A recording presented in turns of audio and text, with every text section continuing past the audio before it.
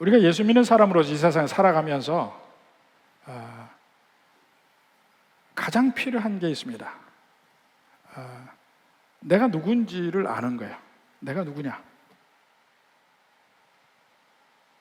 거기서부터 모든 면이 출발합니다. 내가 누구냐. 여러분은 여러분 스스로가 어떤 사람이라고 생각을 합니까?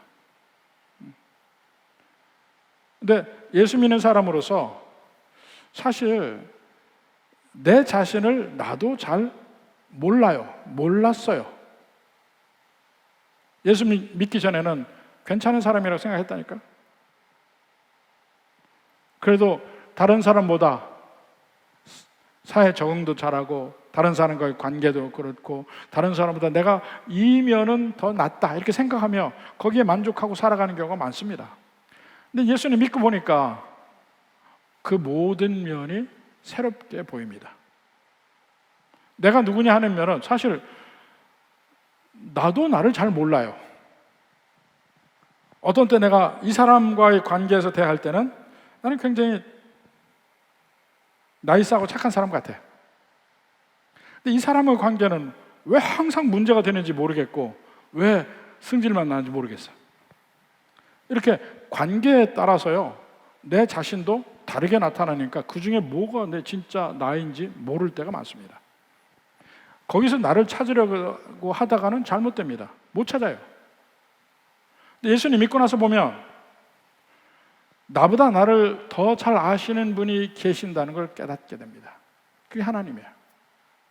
하나님은 나를 이 세상이 존재하기 전부터 아시고 나를 지으시고 내 가장 이 마음 깊이 뼛속 깊이까지 다 아시는 분이 하나님이셔요.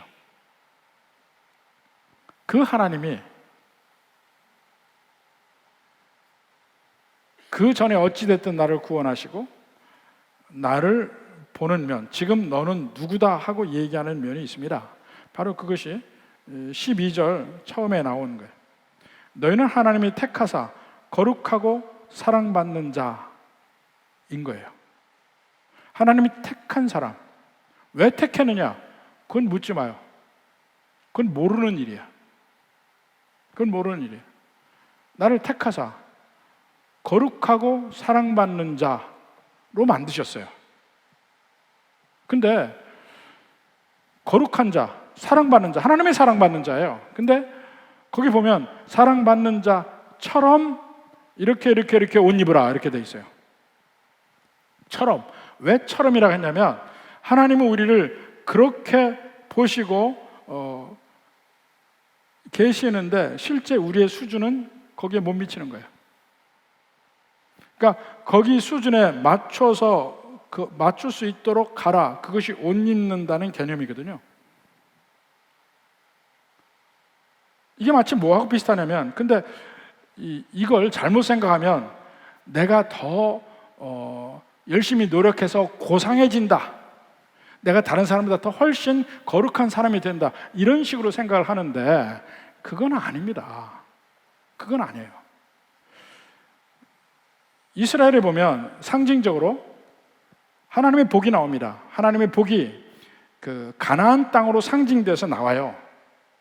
근데 여호수아서 1장에 보면 경계를 줍니다. 하나님이. 북쪽으로는 유프라테스 강, 동쪽으로는 요단강, 그리고 서쪽으로는 지중해, 남쪽으로는 애굽. 이렇게 경계를 지어줍니다. 이 경계를 주었어요. 이게 복을 주신 겁니다. 근데 또 다른 면은 그러면 그 하나님이 주신 경계 안에서 누리는 면은 뭐냐면 그 경계 안에서 내가 밟는 땅만 누린다니까요. 밟는 땅만. 그게 우리의 삶을 이야기합니다. 실제 사사기에 보면 하나님이 주신 땅 다 못 누리잖아요. 그중에서 가장 척박한 땅 산지의 땅만 그들이 가지고 있어요. 평지는 블레셋이 가지고 있어요. 그 블레셋이 끊임없이 공격할 때 그들은 계속 수세에 몰립니다. 오그라들어서 살아요. 결국 나중에 다윗과 솔로몬 시대에 돼서야 그로서 그 모든 경계를 다 차지하고 누립니다. 그 밖에 거는 하나님이 처음부터 약속 주신 적이 없어요. 그것을 훌로 완벽하게 누리려면 내가 열심히 그걸 얻으려는 노력이 필요하거든요. 그 전체 경계와 같은 하나님의 약속이 거룩하고 사랑받는 자입니다. 하나님이 우리에게 주시는 복을 가장 완전하게 풀로 누리게 되는 것은 내가 거룩하게 되고 하나님의 사랑받는 자로 되는 것. 그것이 하나님의 크신 축복, 샬롬의 축복, 천국의 축복을 다 완벽하게 누릴 수 있게 되는 거예요. 그러니까 우리가 거룩하게 된다는 것은 내 자신을 열심히 갈고 닦아서 어떤 높은 인격을 갖춘 사람이 된다, 이게 아닙니다. 이러한 변화가 있을 때 비로소 하나님의 복을 누리게 됩니다. 그 복을 주신 면 중에 특징적으로 우리에게 얘기한 게 거룩한 자, 사랑받는 자예요.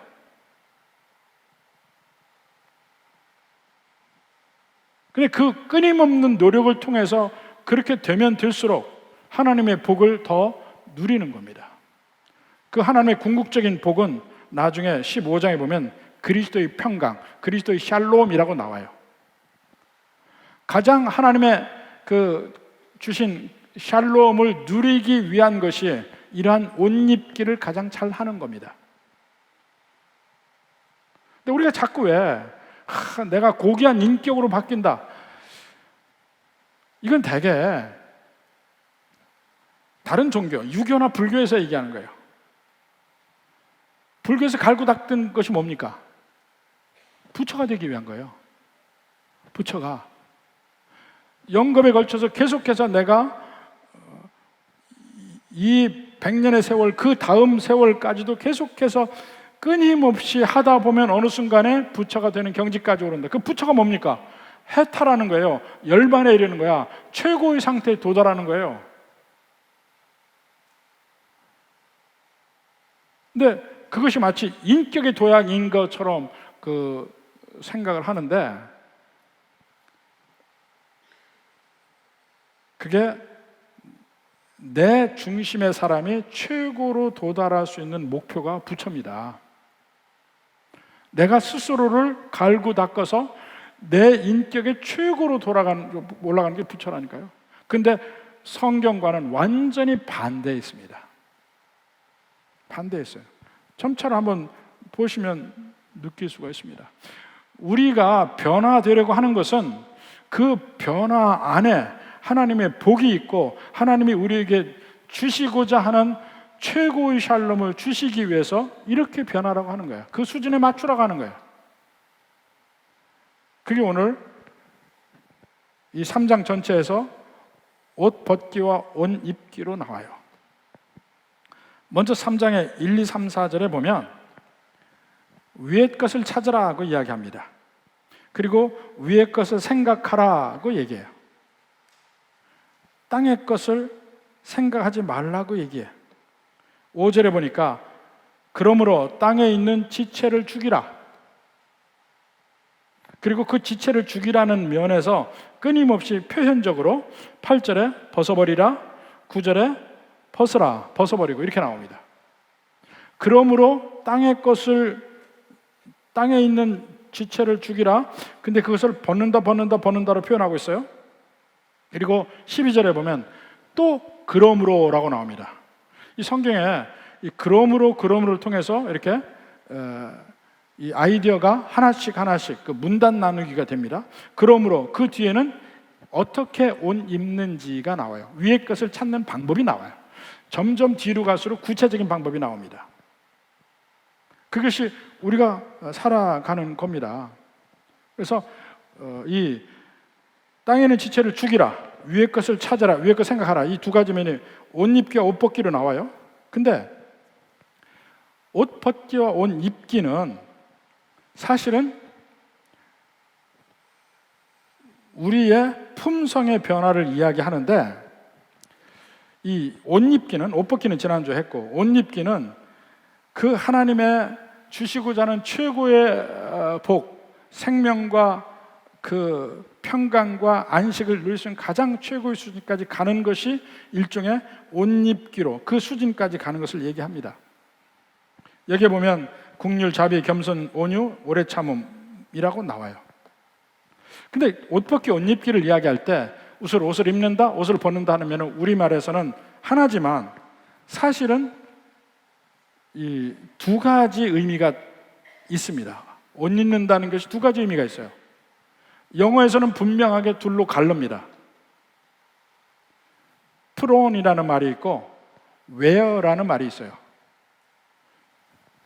put on이라는 말은 옷을 입는 행위를 이야기합니다. 옷을 입는 거, 입는 행위인데 wear라는 말은 입고 있는 상태를 얘기해요. 입고 있는 상태? 그러니까 오늘은 다 등산을 가니까 등산복을 입어라. 그러면 전부 다 등산복을 입고 나타나야 되잖아요. 그 입고 있는 것을 wear라고 그래요. 오늘은 등산복을 입어라. 그것은 오늘은 wear라는 표현을 써요. wear, outdoor gear, 이런 식으로 얘기를 합니다. 여기서 이야기하는 것은 한 번의 행동으로서의 put on을 얘기하는 게 아니고 wear라는 의미의 지속적인 면을 이야기합니다. 지난주에 제가 습관이라고 얘기했죠. 우리가 삶에 누구에게 여기 있는 대로 국률을 베풀고 국률함을 베풀고 자비를 베풀고 이런 것이 오래 참고 하는 것이 한 번의 행동은 누구나 할 수 있어요. 특정한 사람에게 할 수 있어요. 근데 모든 사람에게 드러나는 그 면은 다른 면이에요. 우리는 한 번, 두 번 그런 행동을 하고 그걸 기억하고 나는 착한 사람이라고 생각해. 근데 그게 아니에요. 이게 옷 입기는 wear예요. wear라는 말은 입고 계속 살아가는 거야. 그리고 입고 있는데도 편하게 느껴서 벗으려고 하지 않는 거예요. 그게 여기에 옷 입기의 특징이에요. 지속적인 거야. 습관이 변합니다. 에베소서 4장에서는 이 벗고 입는 행위를 더 강조해요. 거기는 그러니까 거짓말 하지 말고 진실될 말을 하라. 이 행위의 변화를 중점적으로 얘기합니다. 근데 여기서는 품성적인 면이야.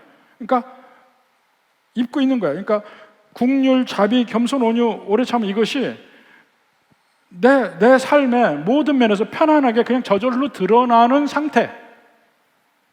그걸 옷 입기라고 얘기하는 거예요, 여기서는. 그러니까 품성의 변화가 있으면 어떤 환경에서도 그 품성이 나타나는 거죠. 한번 나타났다가 그 다음에 안 나타나는 게 아닙니다.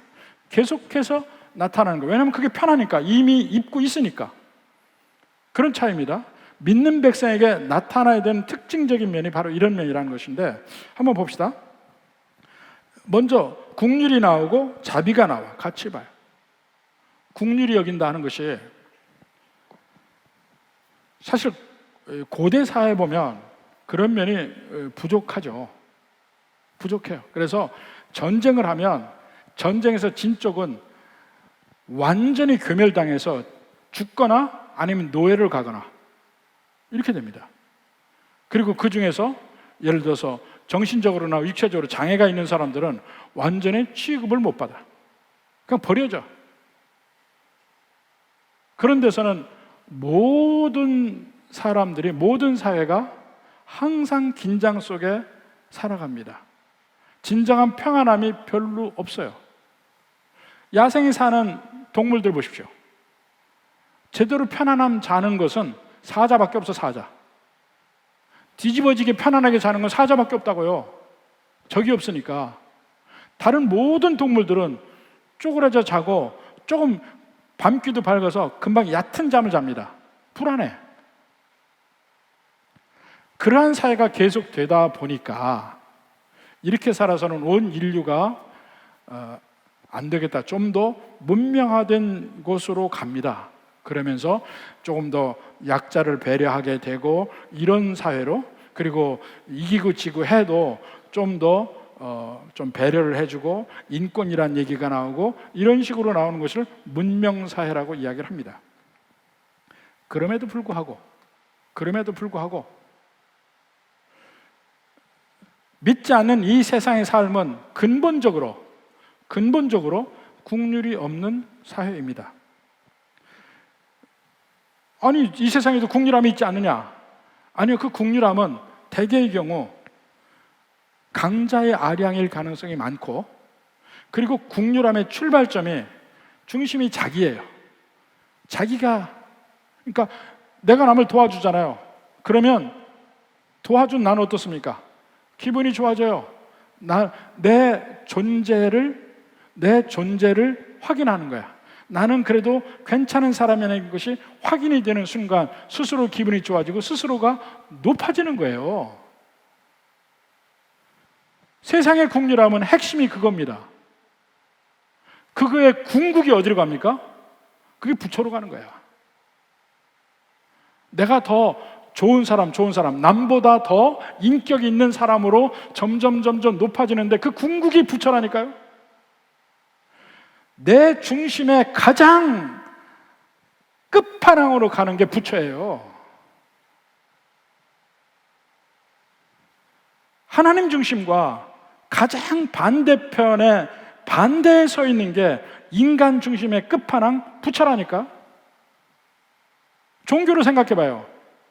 종교에서 스스로 종교적인 사람이 되면 어떻게 합니까? 나는 다른 사람보다 나은 사람이라고 스스로 높아지는 면이 생겨요. 내 물질을 주더라도, 내가 많은 것을 참더라도, 다른 사람보다 인격적으로 되더라도 중심에는 내 중심이 있다니까요.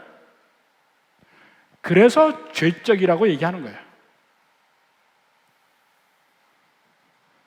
진정한 국률함은 내 중심에서 하나님 중심으로 가야 있는 겁니다.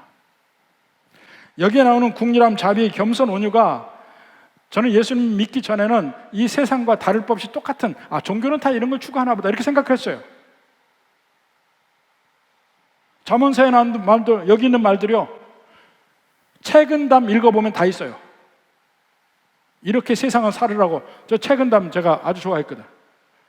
책은담에 다 나와 있어요. 어떻게 살라 하는 것이 너무나, 이렇게 자비롭게 살아라, 이렇게 베풀어라, 이렇게 뭐하라, 선비로서의 삶 다 나와 있다니까. 근데 근본적인 차이를 몰랐습니다.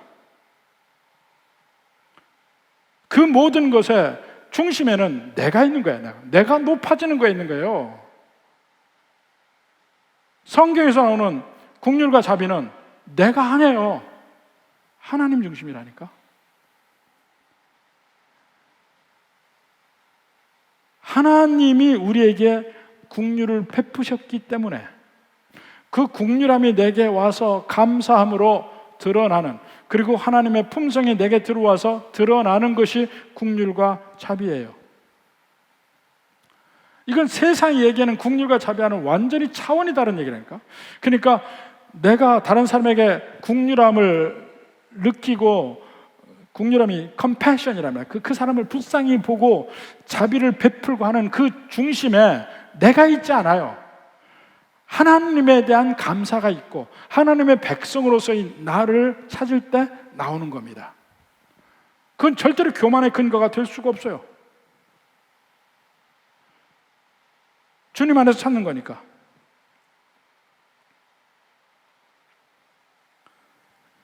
자비하다는 것이 꼭 남에게 무언가를 주는 면도 있지만 뭔가 상대편을 존중하는 면도 같이 들어가거든요. 존중하는 면 들어가. 러시아의 대문호인 톨스토이가 길을 가는데 거지가 동냥하고 있어요. 옛날에 거지 동냥 많이 했잖아요. 동냥하고 있어요. 그래서 거지에게 뭔가 좀 주려고 주머니를 보니까 한 푼이 없어, 마침. 그래서 그 거지에게 이야기를 했습니다. 형제요, 기분 나빠하지 마시오. 내가 지금 돈이 한 푼이 없습니다 하고 얘기하고 가. 그 거지가 중간에, 잠깐만요, 당신은 이미 내게 많은 것을 주었습니다. 당신은 나를 형제라고 불러줬습니다. 형제라고 불러줬습니다. 많은 경우에 자비는요, 강자의 아량이라니까요.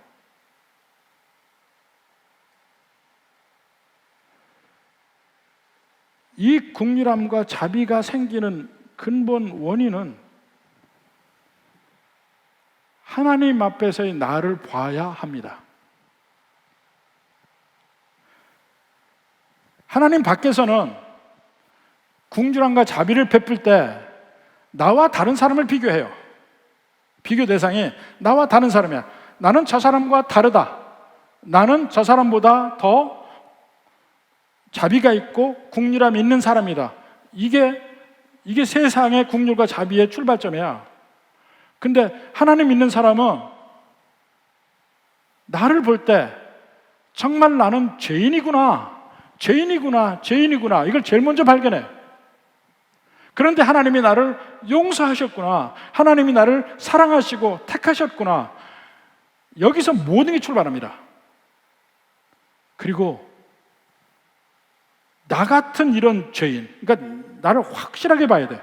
나 같은 죄인도 사랑하신 주님이 저 사람도 사랑하시겠구나, 이겁니다. 우리의 눈에는 다른 사람의 잘못과 약점 더 잘 보입니다. 나에 대해서는 관대한 적이 많아요. 근데 다른 사람의 잘못과 약점 잘 보여. 왜 저럴까? 저 사람보다 내가 낫다. 이렇게 생각해. 근데 하나님 안에서 내 자신을 제대로 보기 시작하면 다른 사람의 약점, 다른 사람의 모난 점, 다른 사람의 그런 것들을 볼 때에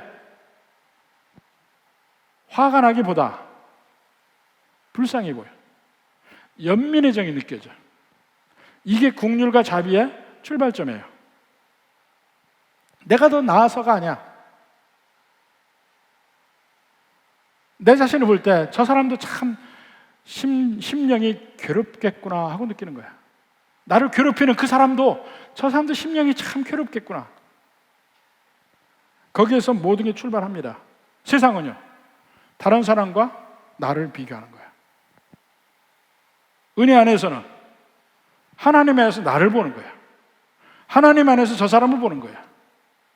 거기에 진정한 국률과 자비가 생기는 겁니다. 그리고 이 국률과 자비는 우리 자칫 잘못하면 우리가 착각할 수 있는데 전도의 도구가 아닙니다. 전도의 도구가 아니에요. 전도하기 위해서 막 했다가 전도가 안 되면 팽개치고 딴 데 가는 게 아니라 말입니다. 자연스럽게 믿는 사람들에게 자연스럽게 나와야 돼. 보세요. 율법사가 예수님 찾아가서 그 율법의 가장 큰 계명이 뭡니까? 할 때 예수님이 뭐라 합니까? 하나님을 전심전력을 하여서 사랑하고 내 이웃을 내 몸과 같이 사랑하라. 이게. 그러니까 율법사가 예수님께 옳게 보이려고 내 이웃이 누구니까 물어요. 그때 예수님이 사마리아인의 비유를 쭉 얘기합니다. 그러면서 마지막에 율법사에게 질문합니다. 이 중에 누가 내 이웃이냐? 율법사가 대답합니다. 자비를 베푼 자니이다. 자비를 베푼 자니이다. 그 사마리아인이 강도 만난 사람을 전도하려고 자비를 베푼 거 아니에요. 그냥 그 사람이 불쌍해서 한 거야. 불쌍해서. 뭘 반대급을 바라고 한 것도 아니에요. 그냥 하는 거야. 우리가 다른 사람들에게 국률함과 자비를 베푸는 것도 이게 있어야 합니다. 그 밑에 항상 전도를 깔잖아요. 전도를 깔으면 제대로 국률과 자비를 베풀지도 못할 뿐더러 상대편이 전혀 거기서 그 사랑과 은혜를 못 느껴요. 나를 지금 이용하고 있구나 이렇게 생각하는 거지. 그 조건을 붙이지 말고 사랑과 그러니까 국률과 자비를 베풀어야 돼. 그게 믿는 백성들의 자연스러운 특징으로 나타나야 돼. 왜냐하면 이 국률과 자비를 제일 먼저 주님이 내게 주신 거거든. 사실은 이게 주님의 품성이야. 이게 전부 다 주님의 품성이야. 우리를 우리가 죄인이고 우리가 갈 바를 못해서 이 세상을 살아가는데 하나님이 우리를 긍휼히 보시고 우리에게 자비를 베푸시고 그 다음에 겸손의 옷을 입고 이 세상에 하나님이 인간으로 오시는 거예요.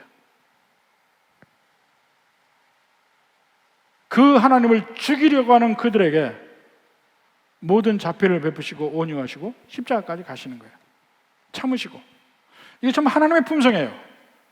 근데 하나님의 품성을 예수님 믿고 느끼면서 내 속에 계신 그리스도의 영 때문에 그 하나님의 품성이 내게서부터 발현돼서 나오는 것이 우리의 이러한 품성들이에요. 내 거가 아니야. 원래 예수님 믿기 전에 이게 전혀 없었어요. 예수님이 저렇게 비슷하게 보이는 것들, 세상 다른 사람보다 착하게 보이는 것들, 항상 중심은 내 중심에서 간다니까요. 그게 차이점이에요. 그래서 죄적이라는 거야. 예수님 안 믿고 착한 사람, 그런 사람 없어요. 그런 사람 없어요. 중심에는 내가 내 몸을 불살하게 내어준다 하더라도 사랑이 없으면 아무것도 아니라고 했잖아요. 그 사랑이 뭐예요? 하나님의 사랑이에요.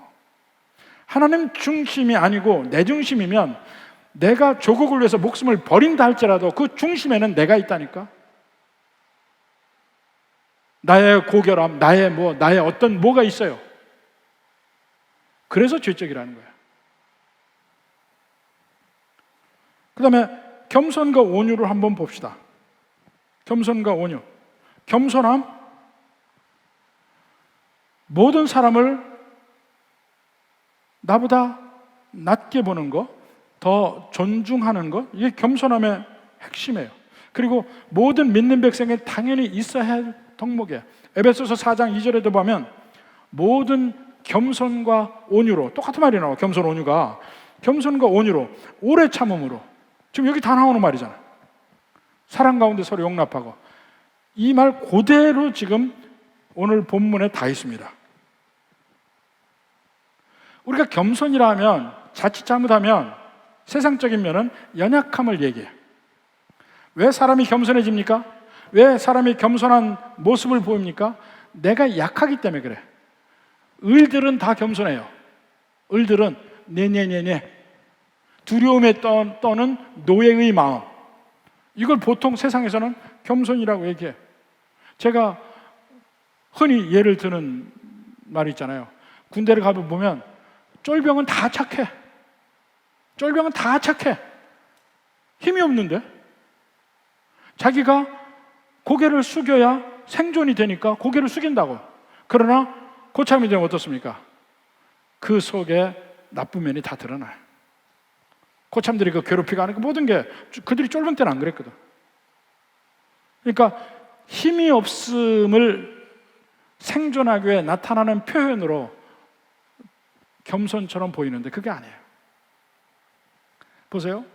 제가 처음에 유학을 할 때 경제학 교수 중에 하나가 일본인 교수가 있었어요. 그러니까 미국에서 그 웬만한 대학에 교수를 하려면 그 사람도 실력이 대단한 사람이에요. 일본인 교수가 있었는데 영어는 아무래도 짧아. 그러니까 반복되는 패턴으로 얘기하는 게 많아요. 다양하게 표현하지 못해. 그렇지만 굉장히 머리는 좋은 사람인 것을 그 강의 내용을 보면 알 수 있어요. 근데 이 사람이 항상 보면 웃어요. 웃어. 무슨 얘기를 해도 웃어서 받아들여줘. 미국인 학생들이 좀 찌르는 얘기해도 다 웃으면서 받아줘. 근데 언젠가 한번 일본인 학생하고 얘기할 때를 봤습니다. 근데 아주 칼이고 무서워요. 칼이고 무서워. 자기 본성은 그건 거야. 그렇지만 영어로 이야기하는 것이 언제나 자기 핸디캡이잖아. 미국인 사회에서 일본으로서 짧은 영어를 가지고 살아남기 위해서 그가 무장한 것은 웃음이었어요. 그러니까 미국인 학생들 얘기할 때 항상 웃으면서 해야 돼요. 근데 사실은 우리도 그렇거든요. 영어가 짧으니까 웬만하면 다 웃음으로 넘길 수밖에 없어요. 못 알아들어도 웃고, 분명히 승질이 나도 웃고, 웃는 것밖에 할 수가 없어요. 그게 겸손이야? 아니에요.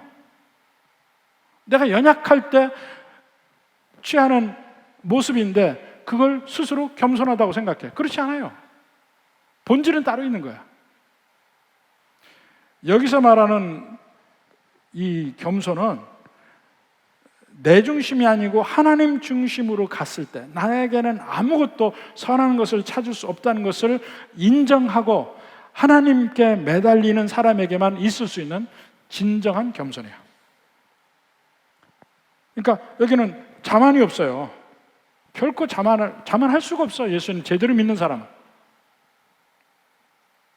온유함은 겸손의 또 다른 표현이죠. 근데 연약함이나 유약함이 얘기하는 게 아니야. 생각해 보세요.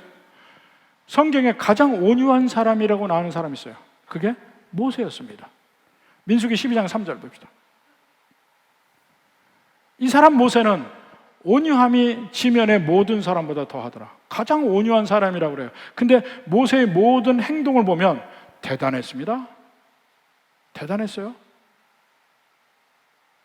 하나님이 새겨준 10계명 돌판 가지고 내려왔다가 이스라엘 백성들이 막 금송아지 만들고 하니까 돌판을 던져서 깨잖아요. 그런 화가 어디 있습니까? 그러니까 그것을 여기서 온유함은 인간적으로 성격이 급함과 급하지 않음의 차이가 아니에요. 성격이 급한 사람은 못 참는 게 나오지. 그렇지만 온유함은 다른 문제라니까요. 그 사람도 온유할 수 있어요. 성격이 느긋한 사람 한 번도 화를 안 내지만 그 사람 온유하지 않을 수 있어요. 왜냐하면 중심이 하나님이기 때문에. 세상과 달라요. 기준점이. 진정한 의미에서 하나님 중심이면 이 사람은 온유하게 되어 있어요. 흔들리지 않아요. 이 온유함의 핵심은 흔들리지 않아요. 궁극적으로. 물론 그 안에서 화도 낼 수도 있고 또 용서도 할 수 있고 또 강력하게 어떤 지도력을 발휘할 수 있고 하지만 온유를 가질 수 있다고요. 그러니까 이게 그 겸손과 자비와 함께 가는 덕목, 사실은 하나의 덕목이야. 그리고 이 온유함과 같이 동전의 앞뒷면과 같은 것이 그 뒤에 오래 참음입니다. 오래 참음. 외부적인 면에서 고통을 당할 때, 어떤 환경에 고통을 당하거나 사람에게 고통을 당할 때 참는 것. 근데 그 참는 것이 고집스럽게 참는 사람이 있습니다. 누구보다도 참을성이 많은 사람이 있어요. 제가 불가하면 이제 못 들어가거든요. 저는 불가하면 못 들어갑니다. 못 참습니다. 그 사우나에서 열기 나는 거. 근데 그거 잘 참는 사람들이 있어요. 그 사람들이 오래 참는 사람입니까? 이 오래 참음은 하나님을 믿는 믿음, 그리고 하나님이 주신 소망과 밀접하게 연관이 되어 있어요. 천국의 소망을 제대로 붙들고 있는 사람은 현재의 환경, 어떤 환경이든지 참을 수 있어요. 참을 능력이 생겨요. 괜찮아. 이 또한 지나가리라. 이 세상의 건 다 어차피 지나가는 거야. 이 또한 지나가리라. 온갖 괴로움과 어려움, 이 또한 지나가리라. 결국은 우리는 천국 갈 거니까. 그것도 나 때문에 가는 게 아니야. 하나님이 나를 택하셔서 내가 가는 거야. 내가 지금 잘해서 간다. 이게 아니에요. 그리고는 다 봅시다. 여기 나오는 국률과 자비, 겸손, 온유, 오래 참음, 이걸 다 보면 전부 이것이 관계에서 나와요. 관계가 없이 혼자 있을 때 나타나는 덕목들이 아니에요. 다른 사람이 설정이 될 때 이것이 나타나는 거예요. 그리고 무엇보다 이 모든 덕목들이 하나님의 품성이에요. 아까도 얘기했지만 하나님의 품성이에요. 그래서 이 모든 것이 하나님의 모든 그 품성의 덕목들을 이야기하는데 이것조차도 인간과의 관계에서 나타나요. 하나님의 품성이. 인간과의 관계 속에서 나타나 우리를 긍휼히 보시고 우리에게 자비를 베푸시고 우리를 오래 참으시고 우리를 위해서 낮아지시고 온유하시고 모든 게 하나님의 품성이라니까. 근데 우리와의 관계 속에서 나타나는 품성이에요. 우리가 그걸 느끼는 겁니다. 우리를 그걸 다 그 예수님이 나를 위해 죽으셨다는 그 안에서 주님의 이 모든 면을 다 느끼며 우리가 우리 마음에 수용한 거야. 이제는 내 속에 그러한 면들을 심어주신 거야, 하나님이. 이제는 열심히 그걸 위해서 노력을 하면 그럴 수 있어요. 마치 하나님이 가나안 땅을 주셨다 선포하고 밟아라, 밟는단 다 네 것이 되리라는 거 똑같아. 이 품성 다 이미 우리 거예요. 하나님의 품성인데 우리의 품성이기도 해. 그럼 그것이 나타나는 건 어떻게 나타나냐? 내가 열심히 그것을 나타내기 위해서 노력할 때 나타나요. 하나님이 이미 주신 거기 때문에. 그리고 그게 나타난다고 해서 봐라, 내가 당신보다 더 나은 사람이지 말할 수도 없어요. 왜냐하면 원래 내게 아니니까. 원래 하나님이 처음부터 예수 믿기 전에 내게 없었던 거야. 근데 자기는 태어나서부터 다른 사람보다 더 마음이 넓고 자비롭다고 생각해. 그거는 세상적인 거예요. 자기중심이야. 그게 교만의 근거가 됩니다. 그런데 이러한 품성이 나타날 때 하나님 중심, 진정 복음 안에서 주님의 이런 면을 느끼고 이런 면에서 이것을 내 삶 속에서 표현하려고 노력하는 사람은 절대로 이것이 나의 자랑의 근거가 안 됩니다. 자랑할 수가 없죠. 내게 아닌데. 하나님 주신 능력을 가지고 사는 건데. 그리고 관계 속에서 나타나기 때문에 이것이 혼자 있으면서 그야말로 이 계룡산에 들어가서 30년 수도하고 나왔고 이런 사람에게 나타나는 게 아니에요. 이런 모든 관계 속에서 나타나는 거라니까. 계룡산에 들어가서 30년 수련한 사람은 다른 사람보다 더 교만해져서 나오는 거지. 내가 다른 사람보다 낫다 하고 나오는 거지. 근데 성경에 나오는 이러한 측면은 계룡산 속이 아니고 우리 실제 생활 속에 일상생활에서 나타나는 겁니다. 근데 그것이 나타날 때 그저 평생에 한두 번 보는 사람에게 이런 덕목이 나타나는 거 우리 누구나 다 할 수 있어요. 문제는 매일매일 일상생활에서 부딪히는 사람에게 나타나는 얘기예요. 성도들하고도 일주일에 한 번 본다면 언제나 나일싸게 보일 수 있어요. 근데 매일매일 부딪히는 사람과 한번 생활을 해봐. 어떤지 한번. 지난주에 우리 13기 사역반 갔다 왔잖아요. 이 중에 완벽주의자들이 많아. 이 공부 잘하는 사람들이 이 완벽주의자들이 많거든요. 완벽주의자들이 많아. 이제까지 반년 동안 매주 한 번씩 모이면서 얘기를 하면서도 참 완벽하게 모든 일을 하려고 하는구나 이렇게 알았어요. 근데 4박 5일 갔다 오면서 보니까 다 허당들이야, 허당들. 그래서 이번에 이게 13기거든요. 각 기수마다 이 별명들이 있습니다. 별명들이 있어. 10기 하면 이놈의 10기 하듯이 10기 이런 게 있습니다. 13기는 뭘 한다요? 허당 13기예요. 그 사람들이 저를 불러요. 나보고 허당의 왕이래. 그래, 나 허당의 왕이야. 허당 1, 허당 2, 원조 허당 이렇게 다 붙였어요. 같이 생활해 보니까 다 속에 나와요. 그런데 그러한 약점이 다 드러남에도 불구하고 그 속에서 이러한 면들이 보여지는 거. 이게 힘든 면이야. 근데 연습하는 거야, 이게. 옛날에는요, 이 상업용 비행기가 생기면서 초창기에는 비행기 안에서 흡연이 허용이 됐습니다. 이 금연이 된 게 그렇게 많지가 않아요. 70년대, 80년대에서 금연이 돼. 모든 석이 금연석이 됐지. 이 비행기 안에 일부 흡연석도 있었고 흡연이 허용됐습니다. 그럴 때 한 남자가 스튜어디스 불러서 나 담배 좀 피고 싶습니다. 그러니까 옆 사람에게 물어보세요. 이분이 담배 피겠다는데 괜찮으시겠어요? 절대로 안 됩니다. 그러니까 앞자리로 바꿔서 담배를 피게 했어요. 근데 나중에 그 옆자리에 앉은 분이 스튜어디스한테 얘기를 합니다. 내가 저 사람하고 30년을 살았는데 정말 미치겠습니다. 마누라였어.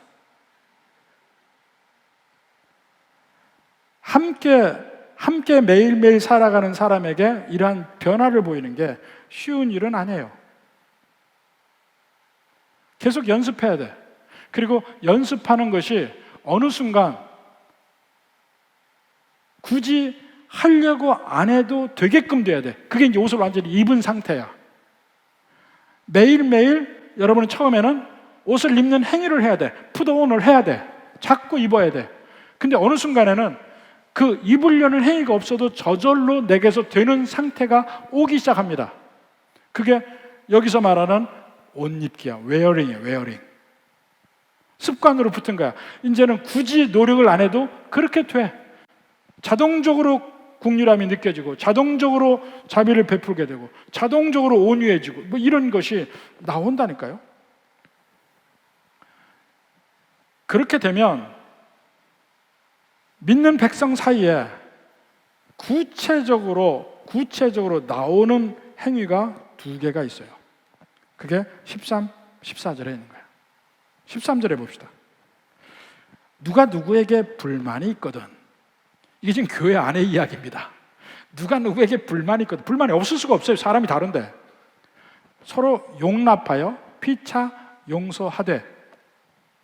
용납과 용서가 나오죠. 주께서 너희를 용서하신 것 같이 너희도 그리하라. 이 기준점이 그거라니까. 용납과 용서는요 달라요. 어떻게 다릅니까? 용납은요 마음은 해결이 안 돼 있어. 마음은 저놈이 미워 죽겠어. 마음은 불편해. 근데 그걸 표현하지 않고 그냥 상대편 하는 대로 내어버려 두는 것을 용납이라고 그래요. 굳이 불편함을 표현하면 이제 관계가 안 좋아지겠죠? 다툼이 나겠죠? 근데 그걸 안 하는 거야. 그게 용납이에요. 용납. 근데 그 용납도 매일매일 함께 사는 사람은 힘듭니다. 어쩌다 한번 만난 사람은 그때만 피하면 되잖아. 매일매일 함께 살면 힘들어요.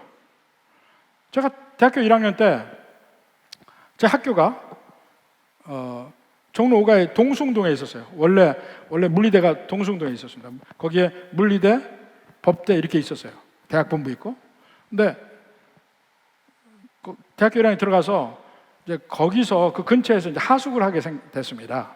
그래서 이화동, 그러니까 이승만 대통령 사는 이화장 바로 붙은 데 2층 집 위에 2층에 방에 하숙을 했습니다. 그리고 함께 물리대 같이 들어간 친구하고 우리 같이 하자. 그 친구도 좋은 친구였고 해서 같이 하숙을 했습니다. 하숙하면 두 사람이 같이 쓰잖아요. 둘이 같이 썼어요. 나하고 같이 하숙한 그 친구가 누구냐면 KBS 기상캐스터하고 기상청장까지 한 조석준이에요. 조석준이 제 대학 고등학교 친구입니다. 같이 하숙을 했어. 같이 하숙을 했는데 같이 하숙할 정도면 서로 학교 다닐 때 서로 좋은 친구였잖아요. 근데 하숙을 하니까 둘이 서로 우리 서로 못 살겠다. 결론이 그거야. 저는 일찍 자고 일찍 일어나는 타입이에요. 저는 아침에 일찍 일어납니다. 원래. 그 친구는 밤 늦게까지 있는 스타일이야. 그러니까 같은 방에서 걔는 불 켜고 있고 나는 자야 되는데 불 켜니까 못 자고 너무 힘든 거야. 또 하나는 자려고 하면 꼭 그때 이 친구가 담배를 펴요. 저는 담배를 안 폈어요. 잘 때 담배 냄새 딱 나오면 힘들어요. 숨도 턱턱 막히고 냄새나고 너무 힘든 거야. 그래서 한 학기 마치고 우리 헤어지자. 헤어졌어요. 도저히 같이 못 살겠어. 서로 좋은 친구인데. 이게 이제 용납의 문제예요. 용납의 문제. 어떻게 용납할 것인가 말 것인가 그 문제가 나오는 거예요. 그 다음에 용서의 문제는 용납과는 조금 차원이 다릅니다. 용납은요, 용서하는 것과 관계없이 그냥 함께 지낼 수 있는 것이 용납이에요. 근데 용서는 마음에 미워하는 마음이 없는 것, 마음에 분노까지 없는 것, 그게 용서야. 그 용서라는 게 있어야 돼요. 그리고 그것이 적극적으로 나타나서는 바로 그 뒤에 14절에 사랑이라고 나와. 사랑을 더하라. 용납, 용서, 사랑. 궁극적으로는 사랑으로 가는데 그 단계가 이렇습니다. 근데 이 용서라는 것이, 이 세상은 기본적으로 복수의 세상입니다. 지금 전쟁이 안 끝나는 것도 결국 복수 때문에 그런 거 아니야. 복수. 그리고 대개 복수는요, 내가 당한 것보다 더 많은 것을 주게 되어 있어요. 왜냐하면 손에 더하기 분노가 있으니까. 손에 더하기 분노. 항상 복수는 더하게 되어 있어요. 가장 대표적으로 처음에 복수에 대해서 나오는 이야기가, 사실 가인이 아벨을 죽일 때는 복수라는 게 없어요. 그 다음에 셋이 태어난 것밖에 없습니다. 근데 복수라는 게 나오는 게 어디냐면 가인의 후예 중에 라멕에 와서 복수가 나옵니다. 한번 창세기 4장 23절부터 한번 봅시다. 라멕이 아내들에게 이르되, 여기서도 아내들이잖아요. 라멕에 와서 처음으로 중혼제도가 보여집니다. 일부 1차가 아니고 일부 2차야. 아다와 실라요. 일부 2차가 되니까 아내들도 무서운가 보지. 라멕도 둘에게 얘기해. 내 목소리를 들으라. 라멕의 아내들이여, 내 말을 들으라. 그 다음에 나의 상처로 말미암아 내가 사람을 죽였고, 상처를 받았는데 죽인대. 나의 상함으로 말미암아 죽인대. 이게 복수의 실체입니다. 복수는 항상 크게 되어 있어. 이게 이 상승작용, 그 에스컬레이팅 이펙트가 있습니다. 이게 상승작용이 있어요.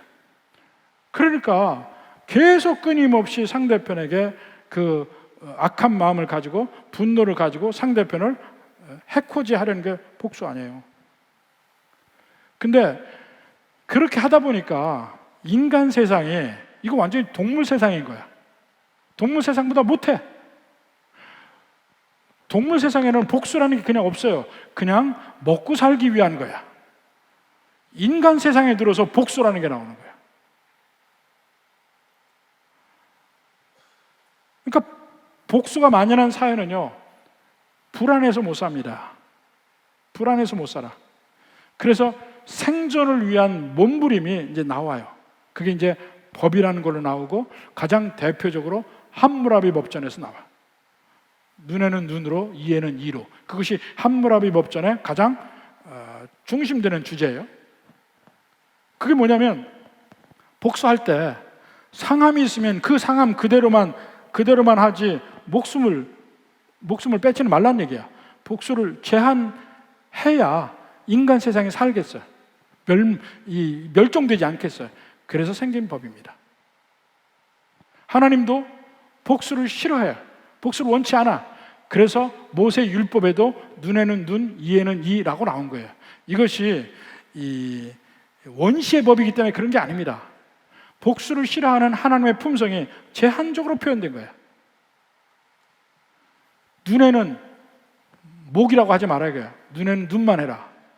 그 이상 하지 마라. 궁극적으로는 신약에 와서는 하나님이 원수를 사랑하라고 표현하는 것이 같은 하나님의 품성이에요. 그래서 그 특징 중에 하나가 뭡니까? 눈에는 눈이라 하지 않았어요. 이제는 용서라는 말이 나와요. 제일 먼저 용납하라, 용서하라, 사랑하라. 그것도 하나님의 품성이라니까요. 하나님이 먼저 우리에게, 하나님을 떠나가고 죄를 지는 인간에게 제일 먼저 하신 것은 용납이야. 용납. 안 믿는 백성도 큰 소리 치고 살아가잖아요. 하나님이 용납하시기 때문에 살아가는 거야. 그들에게도 해가 뜨잖아. 나중에 멸망당할지라도 지금 살아있는 것 자체가 하나님의 용납하시고 용서하시고 이미 용서를 선포하셨어요. 그 중에 믿는 백성들에게는 하나님이 사랑을 베푸시고 십자가의 사랑으로. 그래서 우리가 사는 거 아닙니까? 여기는 모든 덕목 우리에게 이렇게 하라고 하는 것이 사실은 하나님의 품성이야. 그 하나님의 품성이 예수님 믿으면서 그리스도의 영과 함께 우리 속에 들어와서 그것이 자꾸 우리에게서 발현되는 거야. 계속해서 우리에게 하나님 말씀하시는 거야. 우리 심령 속에서 우리가 그것을 잡으라는 얘기예요. 그 하나님의 음성을 잡고 그 하나님의 품성을 잡으면 잡을수록 나는 이런 품성이 내게서 나오고 나오면 나올수록 어떻게 됩니까? 하나님의 평강에 들어가게 되는 겁니다. 천국은 핵심으로 얘기하면 천국의 상태는 샬롬의 상태예요. 적도 없고 갈등도 없고 오직 기쁨과 은혜와 평안함이 있는 상태, 안식의 상태. 그걸 누릴 수 있는 상태로 가는 것이 이런 것이 우리에게서 발현될 때 나오는 것이지 내가 다른 사람보다 더 거룩해졌다, 다른 사람보다 더 고상해졌다, 그게 전혀 아닙니다.